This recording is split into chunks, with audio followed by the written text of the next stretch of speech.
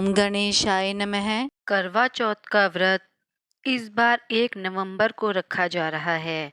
इस दिन शिव परिवार की विशेष रूप से पूजा की जाती है। करवा चौथ पर संकष्टी चतुर्थी भी मनाई जाती है। करवा चौथ पर शाम के समय शुभ मुहूर्त में पूजा की जाती है और फिर व्रत कथा सुनी जाती है।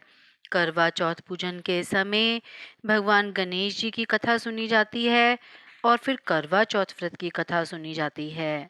आज इस वीडियो में हम गणेश जी की कथा सुनेंगे और उसके बाद करवा चौथ व्रत की कथा सुनेंगे। तो आइए सुनते हैं गणेश जी की कथा। बहुत समय पहले की बात है। एक अंधी बुढ़िया थी जिसका एक लड़का और बहू थी। वो लोग बहुत गरीब थे। वह अंधी बुढ़िया रोजाना गणेश जी की पूजा किया करती थी। गणेश जी उस बुढ़िया से प्रसन्न होकर एक दिन साक्षात सन्मुख आकर कहते हैं कि मैं आपकी पूजा से प्रसन्न हूँ। आपको जो वर मांगना है वो मांग लो। बुढ़िया कहती, मुझे तो मांगना ही नहीं आता, तो कैसे और क्या मांगूं? तब गणेश जी बोले कि अपने बहू बेटे से पूछकर मांग लो। तब बुढ़िया ने अपने पुत्र और वधू से पूछा तो बेटा बोला कि धन मांग ले और बहू ने कहा कि पोता मांग ले। तब बुढ़िया ने सोचा कि ये तो अपने अपने मतलब की बातें कर रहे हैं। फिर बुढ़िया ने पड़ोसियों से पूछा तो पड़ोसन ने कहा कि बुढ़िया तेरी थोड़ी सी जिंदगी बची है, क्यों मांगे धन और पोता, तू तो केवल अपने नेत्र मांग ले जिससे तेरी बाकी की जिंदगी सुख से व्यतीत हो जाए। उस बुढ़िया ने बेटे और बहू तथा पड़ोसियों की बातें सुनकर घर में जाकर सोचा कि क्यों ना ऐसी चीज मांग लूं जिसमें बेटा बहू और मेरा सबका ही भला हो। जब दूसरे दिन श्री गणेश जी आए और बोले कि आपको क्या मांगना है, कृपया बताइए। हमारा वचन है जो आप मांगोगी सो वो हो जाएगा। गणेश जी के वचन सुनकर बुढ़िया बोली, हे गजराज, यदि आप मुझ पर प्रसन्न हैं तो मुझे 9 करोड़ की माया दें, निरोगी काया दें, अमर सुहाग दें, आँखों में प्रकाश दें, नाती पोते दें और समस्त परिवार को सुख दें और फिर अंत में मोक्ष दें। बुढ़िया की बात सुनकर गणेश जी बोले, बुढ़िया माँ, तूने तो मुझे ठग लिया।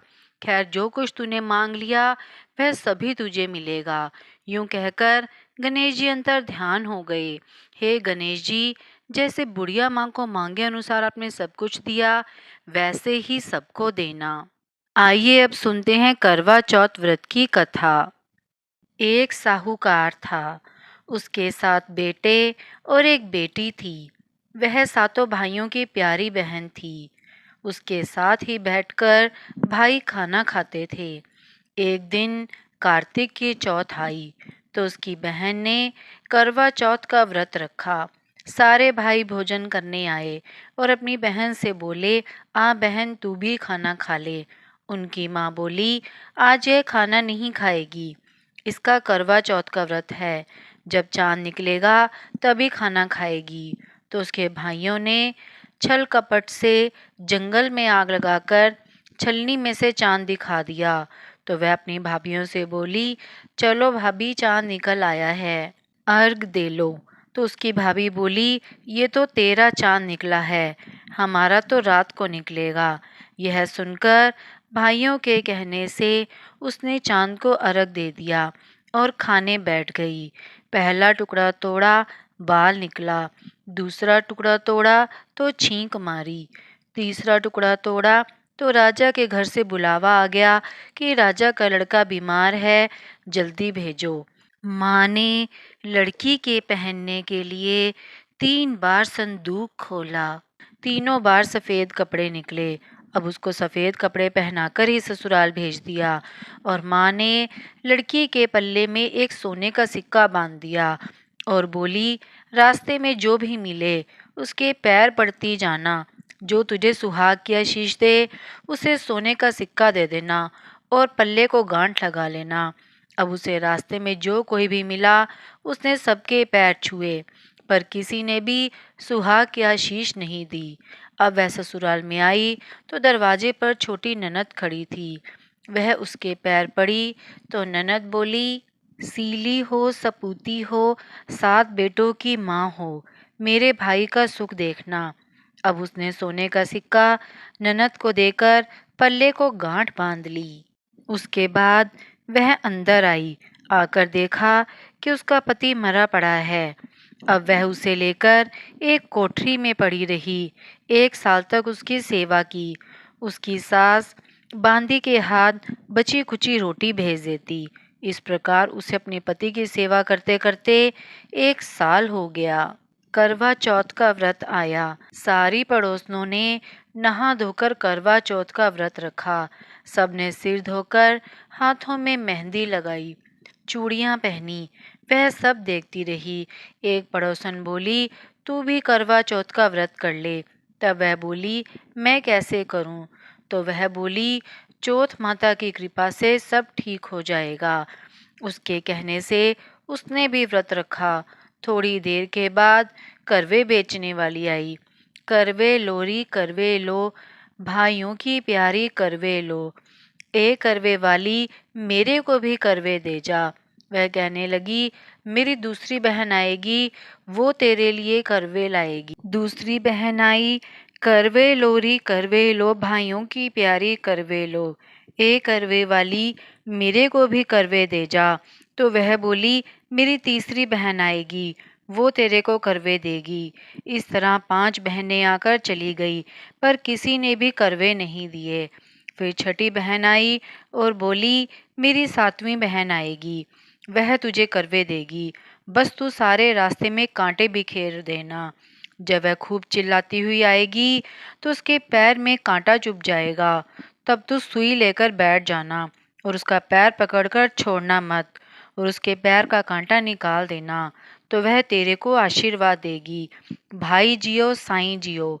जब वह तुझे आशीर्वाद देगी तो तुम मुझसे करवे मांग लेना, तब वह तुझे करवे देकर जाएगी। फिर तू उजमन करना, जिससे तेरा पति अच्छा हो जाएगा। अब उसने वैसा ही किया।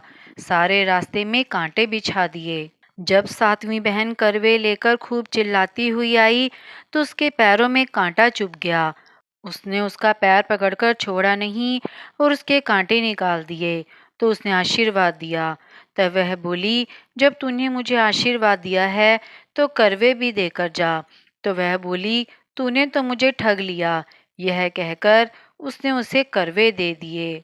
अब करवे लेकर उसने उजमन की तैयारी की। करवा चौथ का व्रत रखा।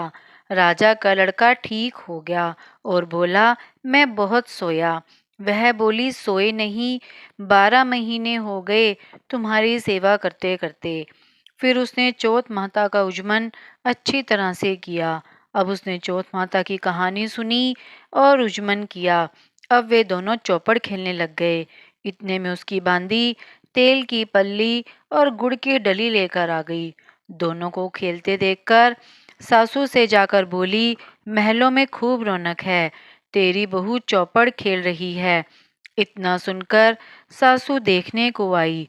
दोनों को देखकर बहुत खुश हुई।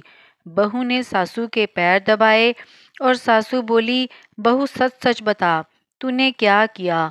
उसने सारा हाल अपनी सासू माँ को बताया। तो राजा ने सारे शहर में ढिंढोरा पिटवाया कि अपने पति की जीवन की सुरक्षा के लिए सब बहनें करवा चौथ का व्रत रखें। पहले करवे को अपने पीहर में जाकर उजमन करें। हे चौथ माता, जैसे राजा के लड़के को जीवन दान दिया, वैसे सब किसी को देना। करवा चौथ व्रत की कथा संपूर्ण हुई। अगर आपको मेरी वीडियो पसंद आई हो तो आप मेरी वीडियो को ज़्यादा से ज़्यादा लाइक और शेयर करें।